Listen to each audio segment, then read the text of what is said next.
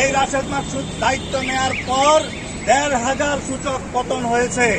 ১.৫ লাখ কোটি টাকা মানুষের লোপাট হয়েছে। এই পুঁজিবাজারে বিনিয়োগ করে থাকেন। এই পুঁজিবাজারকে একটি দেশের পুঁজিবাজার কে বলা হয় অর্থনীতির ব্লাড হচ্ছে পুঁজিবাজার। বাংলাদেশের শিল্পায়নে পুঁজিবাজার অংশগ্রহণ করে থাকে। বাংলাদেশের কোম্পানিগুলোতে লক্ষ লক্ষ মানুষ যারা কাজ করে খায় তাদের এই প্রতিষ্ঠানের পুঁজির যোগান দেয় এই পুঁজিবাজার।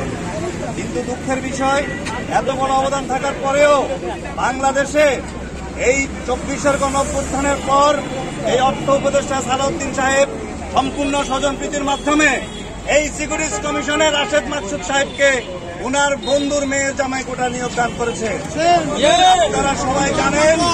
আমি তারপরেও সাংবাদিকদের মাধ্যমে আপনাদেরকে জানাতে চাই, এবং এই গভর্নরের মনসুর সাহেবের কারণে বাংলাদেশের ২৫০০ কোটি টাকা বিনিয়োগকারীদের সে নিঃস্ব করে দিয়েছে।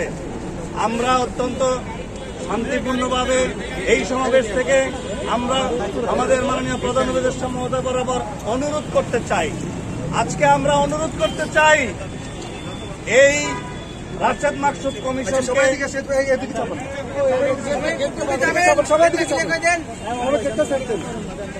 আমরা আইনের প্রতি শ্রদ্ধাশীল। ঋণ গ্রহণ করেছে। এই অর্থ উপদেষ্টার সময় বাংলাদেশের অর্থনীতি ধ্বংসের মুখে চলে গেছে, আর এই পুঁজিবাজার ধ্বংস করেছে এই রাশেদ মাকসুদ সাহেব।